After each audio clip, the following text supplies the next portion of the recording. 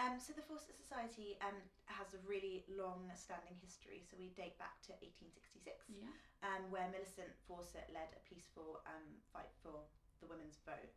And since then, we've kind of evolved from a single issue campaign into campaigning on all sorts of issues, from equal pay to women's economic equality to political representation. So we've kind of evolved to a much bigger professional charitable organisation. So that's where we are today. We are running two major campaigns at the minute. So for the Fawcett Society is very much a campaign for women's rights across the piece. At the minute, our focus is very much on women's access to power and women's economic equality. If I just touch on women's access to power, what that really is about is the fact that there is still a dearth of women in all positions of power through public life. So if you look at the corporate sector, or if you look at the political world, and if you even look at civil society, women seem to be missing from the top jobs.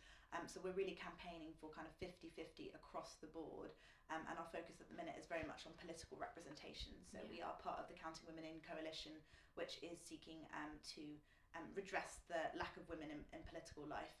And we think it really matters because actually there are decisions of national importance that are being made at the minute. So decisions about whether to go to war, what type of welfare system we want to have.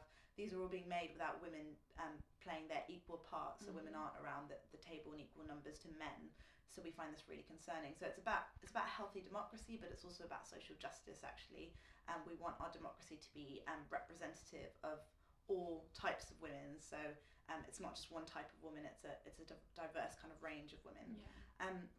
Against the kind of context of austerity as well, we're really concerned about women having good access to work opportunities. So we've been campaigning a lot on ensuring that systems are in place that allow women to be protected at work. So we know discrimination still exists in all kind of manners of life, but actually in the workplace, even before the recession, we know that 30,000 women were losing their jobs every year because of pregnancy discrimination. So for us, ensuring that there's a robust kind of maternity rights at work, so there's a good parental leave system, there are flexible working opportunities. These are things that will help women stay in work, especially when we are facing a really difficult time for women's access to work. So women's unemployment at the minute is at a 25-year high, and women are being disproportionately hit by the cuts to tax and public spending.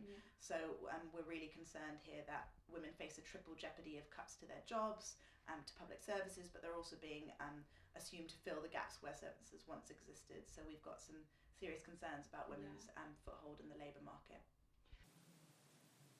We're very much an insider and an outsider campaigning organisation, so we do work to influence those in power. So a lot of our work is around lobbying on legislation, but also working with parties, with politicians, with powerful people to change the system.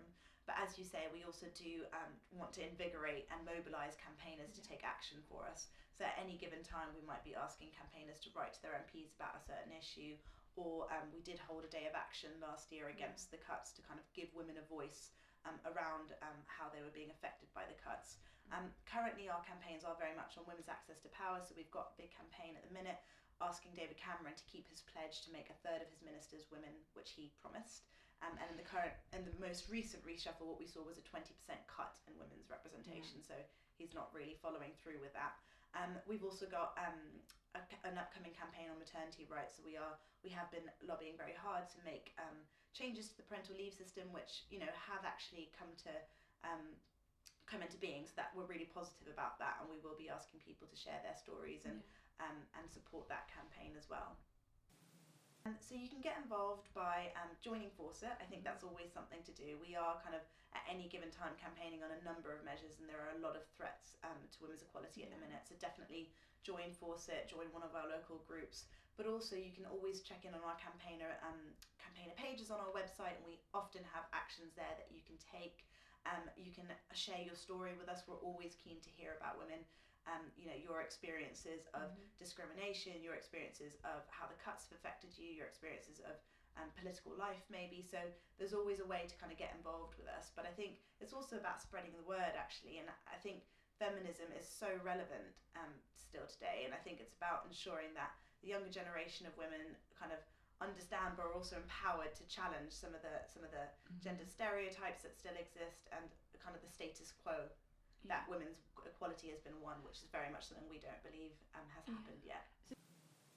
You know, there is a challenge for us to make feminism something that's inclusive and reaches a wide audience. I think it's about people really understanding what feminism is all about, actually, and it's a social justice movement, and there's a need for it still today. So I think when you look across all the indicators through public life, we can still see that women aren't equal. So everything from equal pay, where women face a 14.9% pay gap, to the fact of kind of rape conviction statistics across the board, women are still not equal. So I think there is still a job there to be done to kind of, you know, get people on board and actually, as you say, perhaps change the connotation that is attached to feminism. It's something to be proud of, to be a feminist. And I think the Fawcett Society in the past has run quite a high-profile campaign on this is what a feminist looks like, and I think it's about you know, about spreading that word of actually feminism is something to be proud of, and actually there is still a fight to be won. There are still struggles to be had, so the fight isn't over yet.